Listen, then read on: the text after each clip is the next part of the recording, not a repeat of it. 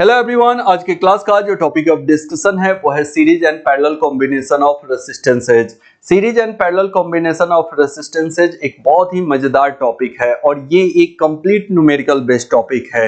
आज इस video lecture में मैं आप लोगों को series combination and parallel combination का कंप्लीट कॉन्सेप्ट बताऊंगा। तो चलिए फटाफट टॉपिक स्टार्ट करते हैं। बात करते हैं हम लोग series and parallel combination of resistances के बारे में। हमने यहाँ पे लिखा only two combination of resistances are possible. सिर्फ दो ही कॉम्बिनेशन पॉसिबल है रेसिस्टेंसेज का, और वो दो कॉम्बिनेशन कौन कौन सा है? तो पहला कॉम्बिनेशन है सीरीज कॉम्बिनेशन और दूसरा है पैरेलल और शंट कॉम्बिनेशन।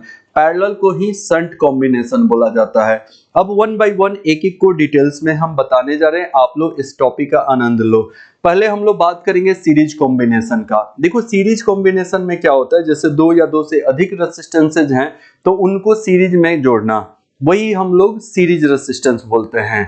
दो या दो से अधिक रेसिस्टेंसेज को सीरीज में कनेक्ट करने को हम लोग सीरीज कॉम्बिनेशन बोलते हैं। अब सवाल ये है कि सीरीज में रेसिस्टेंसेज को कैसे कनेक्ट किया जाता है। तो देखो फर्स्ट पॉइंट में हमने क्या लिखा है, when resistors are connected end to end they are said to be in series. बोला जा रहा है कि जब रेसिस्टर्स को, यानी कि बहुत सारे रेसिस्टर को हम लोग कनेक्ट करते हैं एंड टू एंड, ठीक है, मतलब रेसिस्टर के एक छोर को दूसरे छोर से जब कनेक्ट करते हैं तो उसको हम लोग सीरीज कॉम्बिनेशन बोलते हैं कि हमारे जो रेसिस्टर्स हैं वो सीरीज में कनेक्टेड हैं। हो सकता है कि आप लोगों को नहीं समझ में आया होगा, चलिए अभी हम प्रैक्टिकली समझाते हैं, आप समझने का कोशिश करना। मेरे पास यहाँ पे 3-4 रेसिस्टर्स है, ठीक है, एकदम प्रैक्टिकल नॉलेज लीजिए। यहाँ पे देखिएगा मेरे पास 3-4 रेसिस्टर है। ये रेसिस्टर्स इतने छोटे छोटे हैं कि हो सकता है आपको क्लियर दिखाई नहीं दे रहा होगा, लेकिन हमने आप लोग को स्क्रीन पे रेसिस्टर दिखाया हुआ कि रेसिस्टर कैसे दिखते हैं। देखोगे एक रेसिस्टर है मेरे पास, ये दूसरा रेसिस्टर है, ठीक है, और ये रहा हमारे पास तीसरा रेसिस्टर। टोटल हमारे पास 3 रेसिस्टर्स हैं, ठीक है। अब ये 3 रेसिस्टर मान लो आपको भी दे दिया गया और बोला गया कि बच्चों इसको सीरीज में जोड़ दो, ठीक है, सीरीज में जोड़ दो। देखो एक थ्योरेटिकल नॉलेज होता है, थ्योरी तो सब पढ़ रहे हैं पढ़ा रहे हैं, बट प्रैक्टिकल नॉलेज भी इंजीनियरिंग में होना बहुत जरूरी है, या साइंस में प्रैक्टिकल नॉलेज का बड़ा इंपॉर्टेंस होता है। तो इस तरीके से हमारे पास 3 रेसिस्टर है, तीनों रेसिस्टर को सीरीज में जोड़ना है। तो अभी जस्ट हमने एक पॉइंट बताया कि जो रेसिस्टर्स होते हैं उसको एंड टू एंड कनेक्ट करने को सीरीज कनेक्शन बोला जाता है। जैसे मान लीजिए ये एक रेसिस्टर है, इसका एक दूसरा जो छोर होता है, ये मान लो इसका पहला टर्मिनल हो गया, फर्स्ट छोर हो गया, और ये सेकेंड टर्मिनल्स हो गया, ठीक है। अब हम लोगों को एक दूसरे रेसिस्टर को इसके साथ सीरीज में जोड़ना है, तो दूसरा रेसिस्टर लेंगे, इसका जो ये वाला छोर है इसी से हम लोग इसको क्या कर देंगे, ठीक है, ऐसे जोड़ दिए। देखोगे 2 रेसिस्टर को हमने एक साथ जोड़ दिया, क्लियर। अब इसको भी इसी से सीरीज में लाना है, तो रेसिस्टर को सीरीज में लाना है भैया, तो ये तीसरे वाले को भी इसी के साथ क्या करना पड़ेगा। देखो एक कनेक्शन छोड़ दिया, क्यों? क्योंकि लूज कनेक्शन था। वापस से इसको उठा लेते हैं और इसको जोड़ देते हैं सीरीज में, ठीक है। पहले से ये कॉम्बिनेशन जुड़ा हुआ था, ठीक है, ऐसे। अब इसको ही हम लोग क्या करेंगे, वापस से जोड़ देंगे, कोई दिक्कत वाली बात नहीं है। इस तरीके से देखोगे तीनों रेसिस्टर को हमने क्या किया, जोड़ दिया, और ये देखोगे एक लाइन में दिखाई दे रहा है। लाइन से मतलब नहीं है, एंड टू एंड कनेक्शन से मतलब है। इस तरीके से मेरे पास ये 3 रेसिस्टर थे। अब देखो तीनों को अलग करते हैं, ये एक अलग रेसिस्टर आ गया, ये इसका कनेक्शन छोड़ा दिए, तो ये देखोगे ऐसे ही हम लोग कनेक्शन करते हैं। अगर मान लो इस पे नहीं समझ में आया होगा तो कोई दिक्कत नहीं है, अभी हम स्क्रीन पे भी समझाने वाले हैं। तो इस तरीके से 3 अलग अलग रेसिस्टर थे, तीनों को सीरीज में जोड़ा गया। एक का छोर, एक का अंतिम छोर दूसरे के स्टार्टिंग छोर से जोड़ा गया, फिर दूसरे का एंड छोर तीसरे के स्टार्टिंग से जोड़ा गया। इसी को एंड टू एंड कनेक्शन बोला जाता है। फिर से रिपीट कर देते हैं। मान लीजिए ये फर्स्ट रेसिस्टर था, इसका ये अंतिम छोर था, ठीक है। अब इसको क्या किया गया, दूसरा ये जो रेसिस्टर है इसके स्टार्टिंग छोर से ऐसे कनेक्ट कर दिया गया, ठीक है।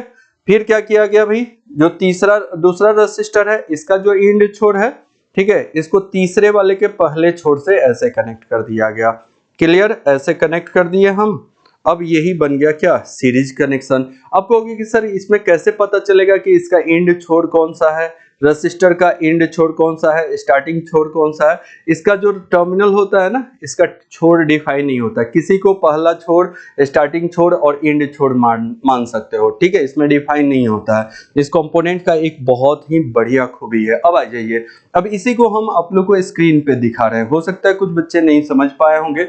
मान लीजिए एक रजिस्टर हमारे पास ऐसे था, ठीक है, बहुत छोटा सा ये कंपोनेंट होता है, ये था रजिस्टर, इसमें कलर बैंड्स बने हुए रहते हैं।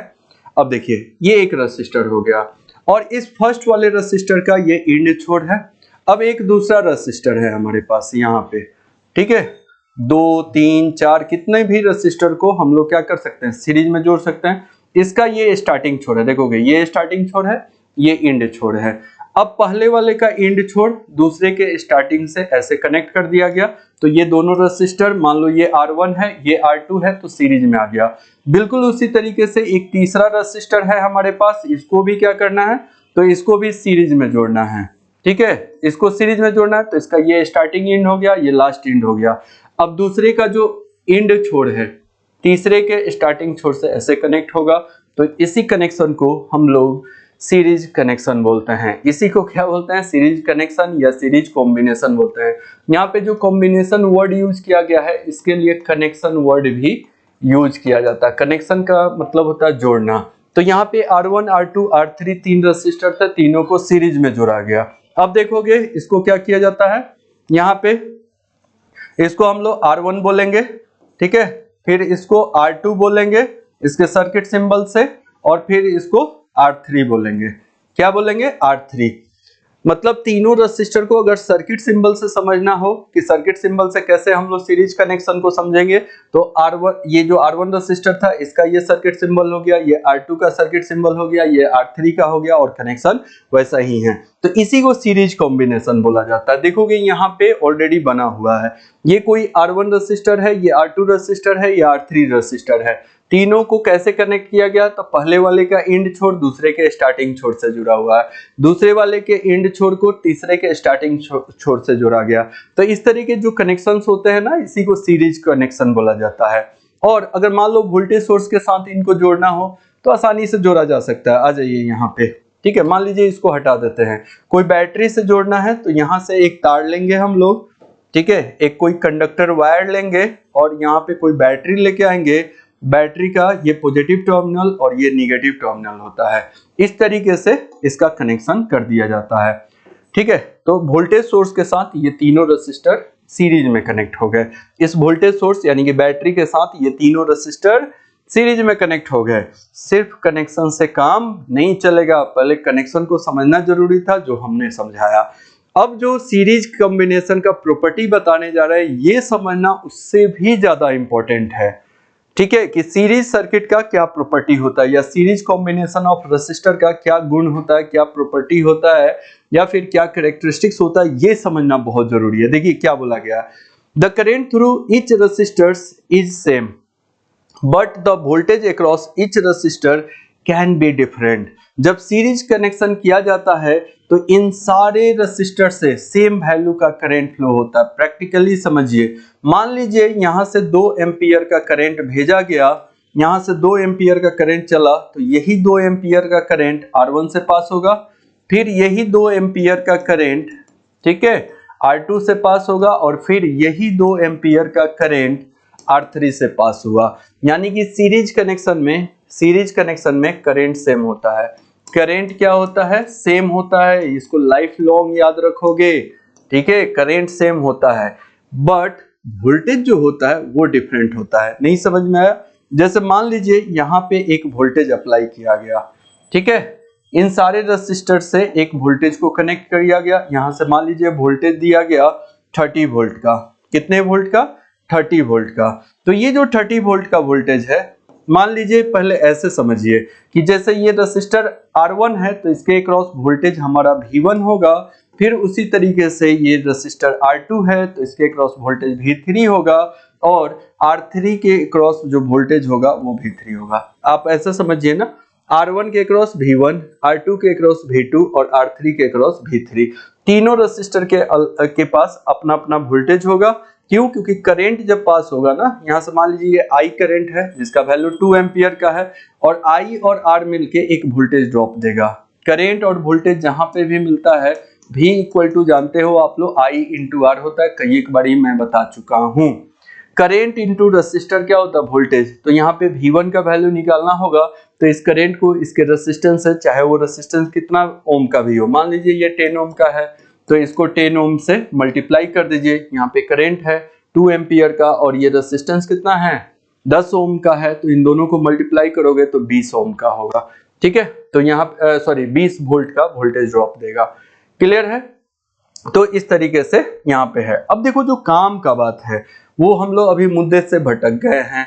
हम लोग यहाँ पे डिस्कस कर चुके हैं कि करंट तो सेम होगा सब में, लेकिन ये जो वोल्टेज है V1, V2, V3, ठीक है, या तीनों को जो वोल्टेज मिलेगा वो तीनों को वोल्टेज अलग अलग मिलेगा। कैसे वोल्टेज अलग अलग मिलेगा? देखो यहाँ से 30 वोल्ट का वोल्टेज इसको भेजा गया, ठीक है, 30 वोल्ट का वोल्टेज यहाँ पे भेजा गया।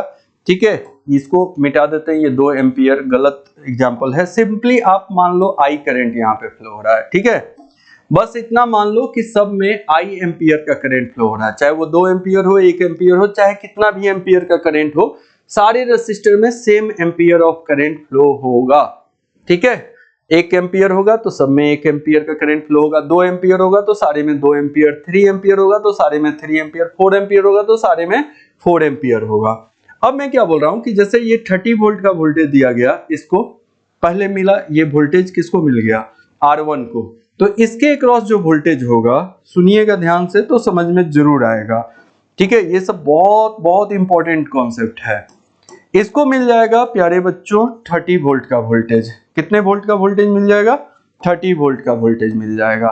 ठीक है, यहाँ पे इसको मिला 30 वोल्ट का वोल्टेज। अब ये 30 वोल्ट में से क्या करेगा? कुछ वोल्ट ड्रॉप कर देगा। मान लो 10 वोल्ट ये ड्रॉप कर दिया। V1 का वैल्यू यहाँ पे 10 वोल्ट है, हम आगे कैलकुलेट करना सिखा देंगे, अभी पहले जो बता रहे हैं उसको समझिए। 30 वोल्ट दिया गया, उसमें से 10 वोल्ट ड्रॉप कर दिया, यानी कि बर्बाद कर दिया। बचा हुआ 20 वोल्ट इसको मिलेगा।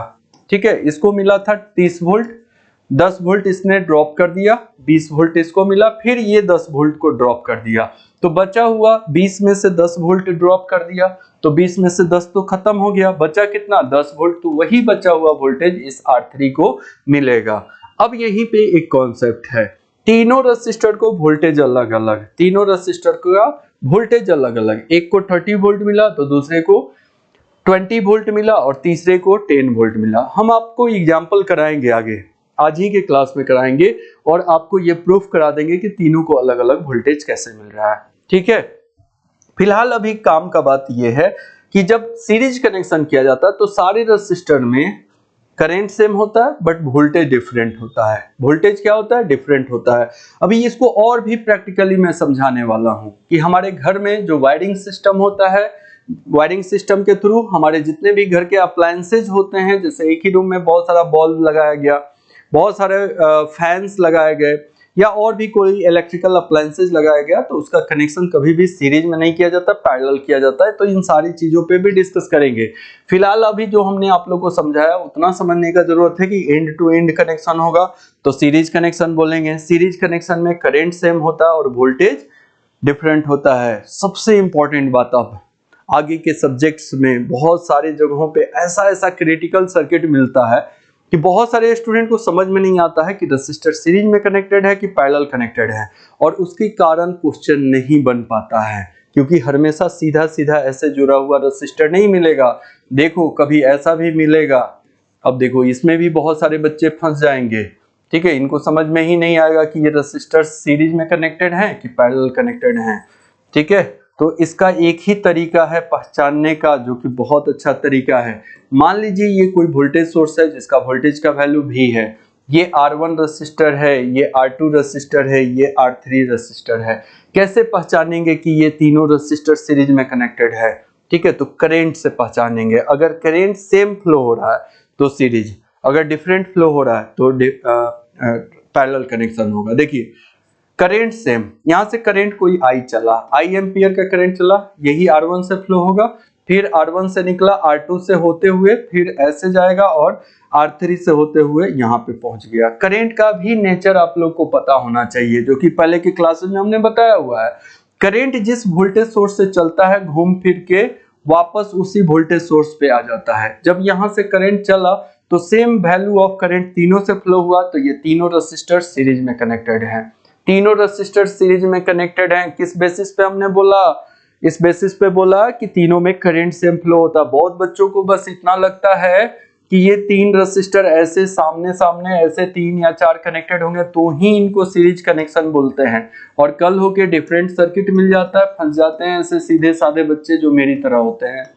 ठीक है, जो मेरी तरह सीधे साधे बच्चे होते हैं आप लोग में से, वो फंस जाते हो यार। ठीक है, कॉन्सेप्ट सीखिए, कॉन्सेप्ट सीखिए। आगे बहुत सारा बोल तो मैं रहा हूं कि बहुत सारा न्यूमेरिकल आप से इसलिए नहीं बनेगा क्योंकि आपको सीरीज पैरेलल का एक्चुअल ज्ञान नहीं है। ठीक, तो ये जो कनेक्शन है R1, R2, R3 ये सीरीज में कनेक्टेड है। In a series connection if any resistor is broken और fault occur then entire circuit is turn off. बोला जा रहा है कि जो सीरीज कनेक्शन होता है इसमें एक भी रेसिस्टर ब्रोकन हो गया या कोई फॉल्ट आ गया तो ये पूरा सर्किट जो है ऑफ हो जाएगा। जैसे मान लीजिए ये R3 में ब्रेकेज आ गया, ये किसी कारण से ओवरहीट होकर टूट गया। ठीक है, जब ये टूट जाएगा तो अब यहाँ पे ओपन पाथ बन जाएगा, तो अब इस सर्किट से कोई करंट फ्लो नहीं होगा। इस सर्किट से कोई भी करंट फ्लो नहीं होगा। मैंने आप लोगों को बताया हुआ है कि करंट कभी भी ओपन सर्किट से पास नहीं करता है।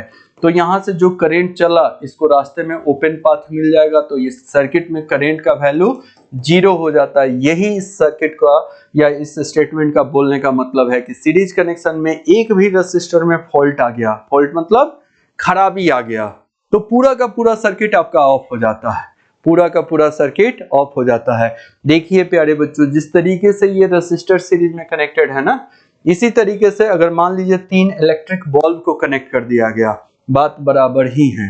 3 इलेक्ट्रिक बल्ब को कनेक्ट कर दिया गया और तीनों इलेक्ट्रिक बल्ब सीरीज में कनेक्टेड है। इसमें से एक बल्ब को निकाल दिया जाएगा तो ये देखो बाकी के जो 2 बल्ब हैं ऑफ हो जाएंगे। सीरीज कनेक्शन का ये सबसे बड़ा डिमेरिट है। एक भी बल्ब निकल गया यानी कि सर्किट इसका यहीं पे ब्रेक हो गया, आगे करंट नहीं जाएगा। आ रहा बात समझ में? एनिमेटेड वीडियो से ये दिखाया जा रहा है। देखिए अभी पीला कलर का लाइट ग्लो कर रहा है, एक बल्ब निकला, उसके बाद तीनों ऑफ हो जाते हैं। ठीक है, लेकिन पैरेलल में ऐसा नहीं होता। पैरेलल में देखो क्या होगा, आगे हम आप लोग को एनिमेटेड वीडियो से सारा चीज बताने वाले, मजा आ जाएगा आप लोग को। देखिए पैरेलल में ये बीच वाला हट भी गया तो बाकी में लाइट आते रहेगा। ठीक है, तो ये कुछ एडवांटेजेस डिसएडवांटेजेस होते हैं।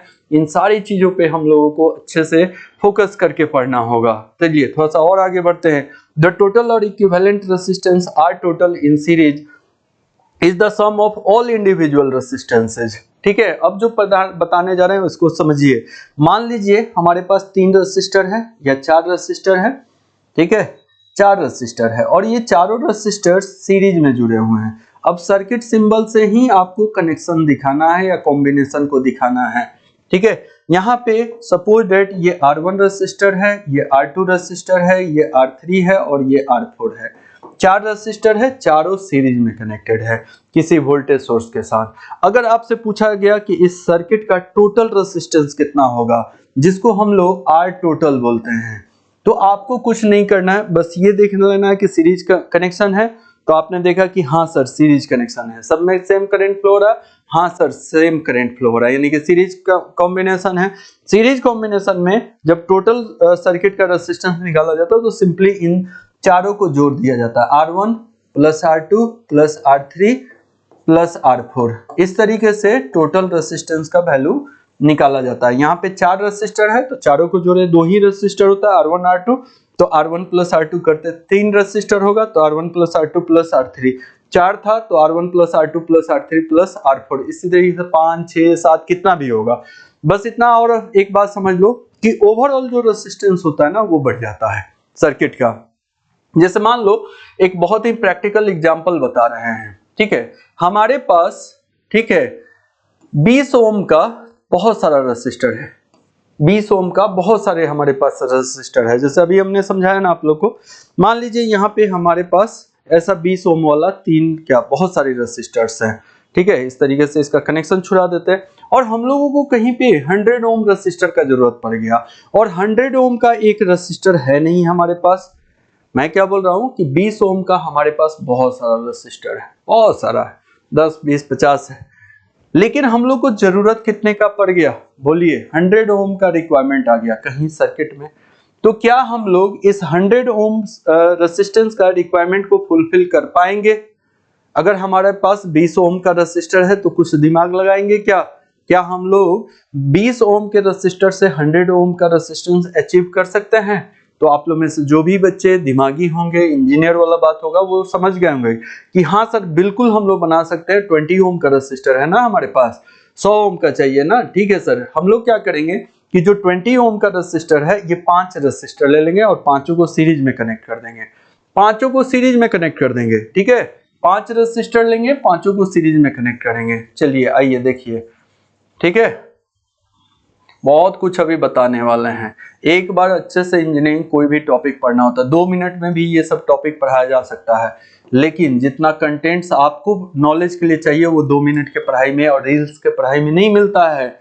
मेरा लेक्चर लंबा रहता है क्योंकि हम आपको एक्चुअल नॉलेज के लिए पढ़ाते हैं, हमको सब्सक्राइबर नहीं बढ़ाना है, समझ गए आपको बढ़ाना है, ठीक है, आपके कैरियर में आपको बढ़ाना है, उसके लिए हम पढ़ाते हैं। R1, R2, R3, R4, R5 हमारे पास 5 रेसिस्टर है, सबका वैल्यू कितना है 20 ओम, 20 ओम, 20 ओम, 20 ओम और फिर 20 ओम। पांचों रेसिस्टर को हमने सीरीज में कनेक्ट कर दिया। टोटल रेसिस्टेंस कितना हो जाएगा 100 ओम हो जाएगा। ये पूरा 100 ओम का देगा, कैसे? तो 20 प्लस 20 प्लस 20 प्लस प्लस कर देंगे तो 100 ओम हो जाएगा। और मान लो हम लोग को 100 ओम का जरूरत था, यहाँ पे एक इलेक्ट्रिक बॉल लगा हुआ था, इसके इलेक्ट्रिक बॉल को प्रोवाइड करना था रेसिस्टेंस, तो इस बॉल को 100 ओम का रेसिस्टेंस मिल जाएगा। यानी कि यहाँ से जो भी करंट जाएगा वो 100 ओम रेसिस्टर से होते हुए जाएगा। या तो आप सिंगल एक रेसिस्टर लगा सकते थे 100 ओम का, या फिर आपके पास छोटा वैल्यू का रेसिस्टर है तो उसको सीरीज में कनेक्ट करके बड़े वैल्यू का रेसिस्टर आप प्राप्त कर सकते हो। सीरीज में ये कहानी है, जब पैरेलल पढ़ाएंगे तो वहां पे उल्टा हो जाएगा। जब स्मॉल वैल्यू का रेसिस्टर चाहिए और हाई वैल्यू का रेसिस्टर आपके पास है, चाहिए क्या? स्मॉल वैल्यू का, है क्या? लार्ज वैल्यू का। तो लार्ज वैल्यू ऑफ रेसिस्टर से हम लोग स्मॉल वैल्यू ऑफ रेसिस्टर को भी अचीव कर सकते हैं, बट उसके लिए कनेक्शन पैरेलल करना पड़ता है, ठीक है। चलिए ये अभी हमने कुछ देर पहले समझाया। अब एक एग्जांपल करते हैं यहाँ पे, जो कि ऑलरेडी मैं करा चुका हूँ, फिर भी।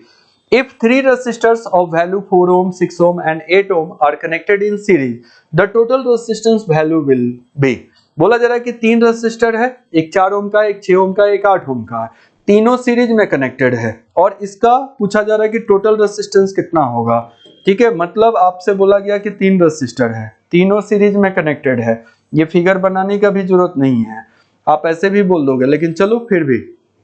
एक मान लो 4 ओम का है, दूसरा 6 ओम का है, तीसरा 8 ओम का है। अब आपसे पूछा गया कि टोटल रेसिस्टेंस कितना होगा, R टोटल। तो आप क्या करोगे, इन तीनों को जोड़ोगे, 4 ओम प्लस 6 ओम प्लस 8 ओम। चलिए जोड़िए, कितना हो जाएगा? 8 4 12 हो जाएगा और 12 6 18 हो जाएगा, ठीक है। तो ये हो जाएगा 8 4 12 और 6 18, ठीक है, या 10 और 8 18, ठीक है। 18 ओम का रेसिस्टेंस ये दे देगा। क्लियर है?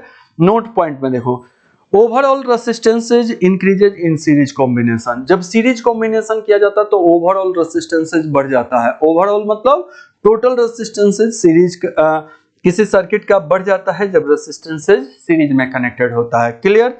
थोड़ा सा और आगे बढ़ते हैं, ठीक है। अब देखिए, मान लीजिए आपसे एक क्वेश्चन करने के लिए बोले, ठीक है, एक क्वेश्चन करते हैं हम लोग। यहाँ पे एक क्वेश्चन करेंगे, ठीक है। क्वेश्चन में लिखा हुआ है find the total resistance of circuit of following circuit. Find the total resistance and current लिखते हैं, and current of following circuit. बस इतना ही क्वेश्चन लिखा हुआ है और एक सर्किट डायग्राम दिया हुआ है। जैसे मान लो एक सर्किट दिया हुआ है जिसमें ये 20 ओम का एक रेसिस्टर है, दूसरा रेसिस्टर हमारा ये भी 10 ओम का है, फिर तीसरा वाला जो है ये भी मान लो 20 ओम का है। 3 रेसिस्टर है, तीनों सीरीज में जुड़ा हुआ है, क्लियर। और एक वोल्टेज सोर्स लगाया गया है। यहाँ पे जो वोल्टेज है ये 100 वोल्ट का है। कितने वोल्ट का है? 100 वोल्ट का है। बस इतना ही सर्किट दिया हुआ, ये क्वेश्चन का स्टेटमेंट हो गया। अब इसका सॉल्यूशन आपसे मांगा गया, बोलिए बता दीजिएगा इस क्वेश्चन का सॉल्यूशन। बताइए क्या होगा। क्या क्वेश्चन में बोला गया? Find the total resistance and current in the following circuit. Total resistance बताइए सर्किट का कितना होगा, और साथ ही साथ ये बताइए कि इसमें करंट कितना फ्लो होगा। देखो टोटल रेजिस्टेंस कैसे निकालते हैं। टोटल रेजिस्टेंस तो आपको देखना पड़ेगा कि यहाँ पे सर्किट में कितना सारा रेजिस्टर है। तो बहुत सारा रेजिस्टर है। उसके बाद ये चेक करना है कि रेजिस्टर में क्या करंट सेम फ्लो हो रहा है, क्या रेजिस्टर का कनेक्शन सीरीज में है कि पैरेलल है। तो ऑब्वियसली यार देख के पता चल रहा है कि सीरीज में है। तो हम लोग क्या करेंगे, टोटल रेजिस्टेंस निकालने के लिए जब ये पता चल जाता है कि ये तीनों सीरीज में है, और कैसे पता चला, तो देखो ये वोल्टेज सोर्स है, इसके द्वारा एक करंट पास किया जाएगा। ठीक है, ये सब आप लोग को पढ़ा चुके हैं कि किसी भी सर्किट में वोल्टेज का पोटेंशियल डिफरेंस का होना जरूरी होता है करंट के लिए।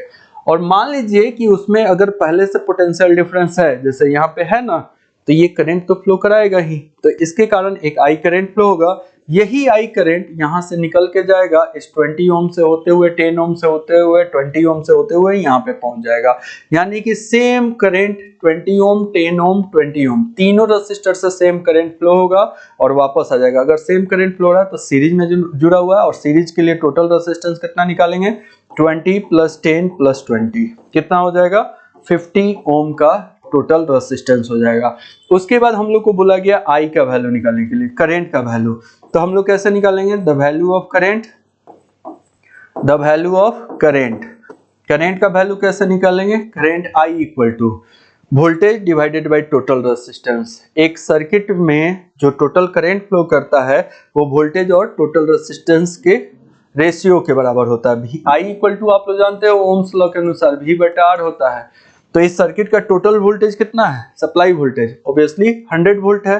तो 100 डिवाइडेड बाई आर टोटल।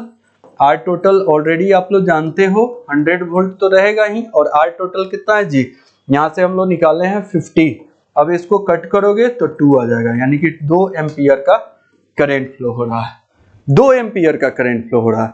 अब इसी में एक क्वेश्चन और हो सकता है कि इसमें हर एक रेजिस्टर के द्वारा वोल्टेज ड्रॉप कितना किया जा रहा है, हर एक रेजिस्टर के द्वारा वोल्टेज ड्रॉप कितना किया जा रहा है। जैसे यहाँ पे 20 ओम का रेजिस्टर है, जब इससे 2 एम्पियर का करंट फ्लो होगा तो ये कुछ वोल्टेज ड्रॉप करेगा, फिर ये भी कुछ वोल्टेज ड्रॉप करेगा, और ये भी वोल्टेज ड्रॉप करेगा। मान लो इसी क्वेश्चन में एक लाइन और लिख दिए, also find the voltage drop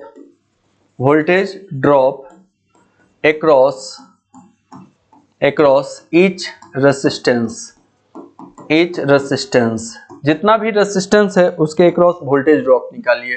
तो देखिए वोल्टेज ड्रॉप के लिए हम लोग क्या करेंगे, बोर्ड पे रहिएगा, समझने का कोशिश कीजिएगा। हम लोग मान लेते हैं कि यहाँ पे जो 20 ओम का रेजिस्टर है इसके द्वारा वोल्टेज ड्रॉप V1 किया जाएगा। ठीक है, ये जो 10 ओम है इसके द्वारा वोल्टेज ड्रॉप V2 किया जाएगा, और ये जो 20 ओम है इसके द्वारा वोल्टेज ड्रॉप V3 होगा। अब बारी बारी से V1, V2, V3 का वैल्यू निकालेंगे। ठीक है, तो हम लोग क्या लिखेंगे, वोल्टेज ड्रॉप बाय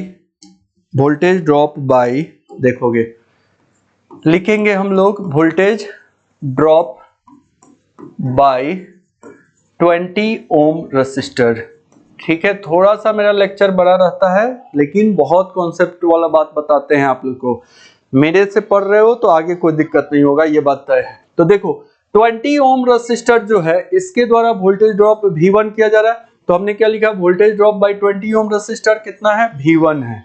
कितना है, V1 है। तो V1 का वैल्यू कैसे निकालोगे, I × R से निकालोगे। ठीक, चलिए तो हम लोग को वोल्टेज का वैल्यू निकालना V1 का, और V कैसे निकाला जाता है, I × R से।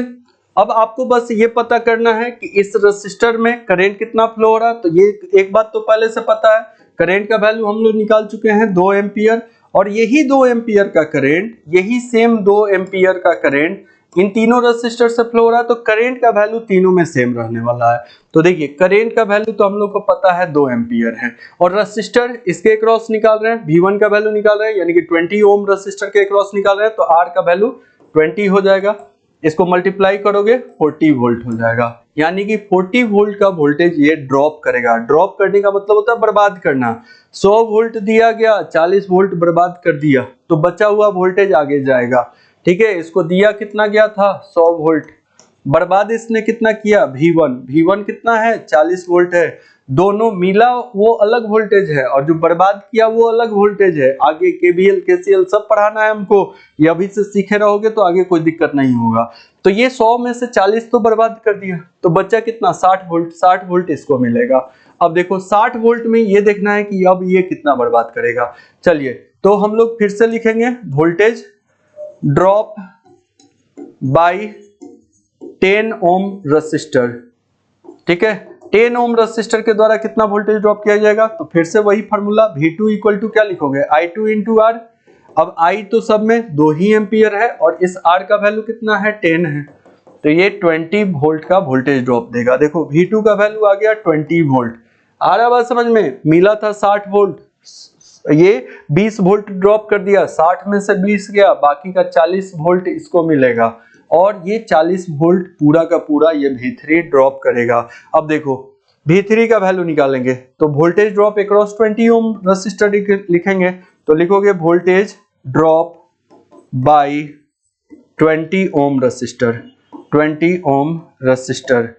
ठीक है, 20 ओम रेसिस्टर से जब वोल्टेज ड्रॉप निकालोगे तो V3 इक्वल टू लिखोगे I इंटू R, I का वैल्यू वही 2 और R का वैल्यू 20, यानी कि 40 वोल्ट का वोल्टेज ड्रॉप दे देगा। मिला था 40, ड्रॉप भी कर दिया 40। देखो तो इसका भी वैल्यू लिख लोगे 40 volt. Total voltage drop calculate करो, 40 वोल्ट प्लस 20 60, और फिर यहाँ पे 40, मतलब 60 प्लस 40 100 वोल्ट का वोल्टेज ड्रॉप दिया। आगे जब आप लोग को KVL पढ़ाएंगे, किरचॉफ्स वोल्टेज लॉ पढ़ाएंगे, तो वहां पे हम बताएंगे कि किरचॉफ्स एक साइंटिस्ट का नाम था, जिनका स्टेटमेंट ये था कि किसी भी सर्किट में जितना वोल्टेज दिया जाता है रेसिस्टर के द्वारा या और भी सर्किट एलिमेंट के द्वारा, उतना वोल्टेज ड्रॉप कर दिया जाता है।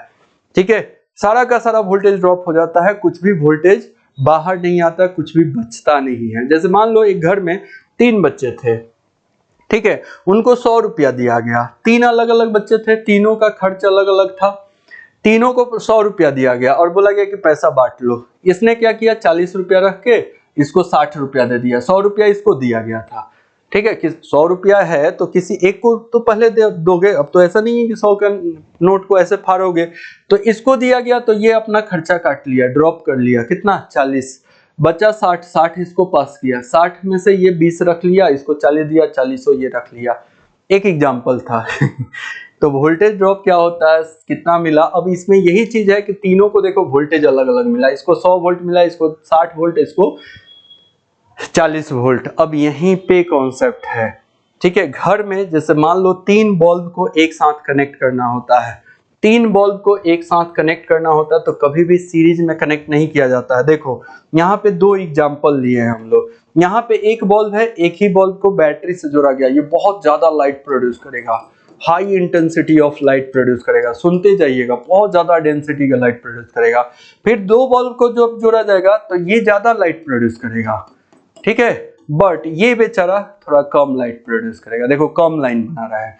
अब 3 बल्ब को जब सीरीज में जोड़ोगे तो देखोगे क्या होगा, पहला वाला तो बहुत लाइट प्रोड्यूस करेगा, ये बात पक्का है, बहुत ज्यादा लाइट, और दूसरा वाला उससे थोड़ा कम, और तीसरा वाला तो बहुत ही कम, ना के बराबर। अगर एक घर में 3 इलेक्ट्रिक बल्ब को कनेक्ट करना होगा तो कभी भी उसको सीरीज में कनेक्ट नहीं किया जाता। अगर सीरीज में कनेक्ट करोगे तो तीनों बल्ब लाइट ग्लो कम ज्यादा करेंगे, कोई बहुत ज्यादा करेगा, कोई उससे भी कम, और कोई सबसे कम, ना के बराबर। क्यों? क्योंकि वोल्टेज तीनों को अलग अलग मिलेगा।